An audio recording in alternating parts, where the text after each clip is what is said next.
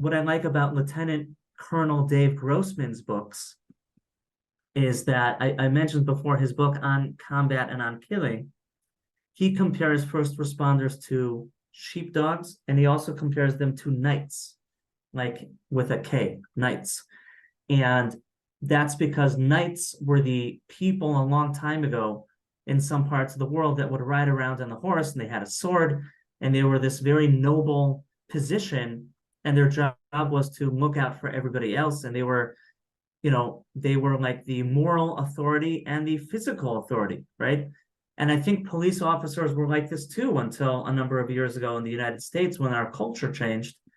That was always the impression I got as a child growing up watching television, was that a police officer was like a teacher, and he would teach you how to live, and he upheld the law, and he was a role model for you. And Colonel Dave Grossman is kind of using these ideas to say, these people give so much sacrifice for the community, and they have a noble position. They should be proud of it. They should imagine that they're like the knights of yesteryear and carry themselves with honor. And they should be proud of their job. And it's a calling, it's a mission, and we should support them. One of the things Colonel Dave Grossman talks about is the Vietnam War. And he talks about PTSD, how, if you study the history of PTSD, we really only know about that idea and gave that name from Vietnam. Vietnam gave birth to PTSD.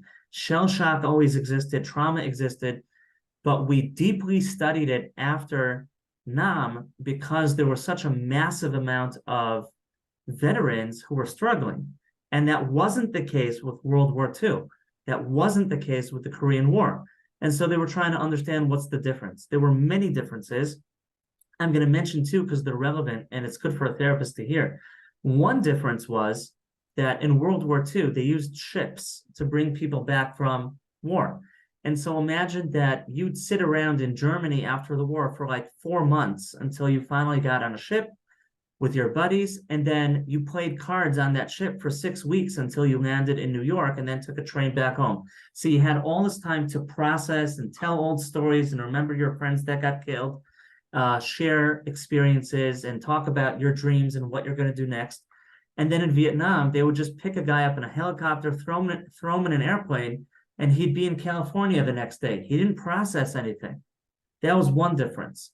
But the other difference was the context of the war. Vietnam was viewed as an illegitimate war, and a lot of people would come back and be spit on. And that's kind of like defunding the police, or that's like, the degrading pay that we give EMS. I mean, it's an embarrassment. We pay these people peanuts to do such terrible, hard things. They make such little money. It's laughable. It's terrible, and they have a lot of financial struggles, by the way. So, and so we're saying defund the police, and we're treating them as second-class people, but we have to empower those people to be first-class people.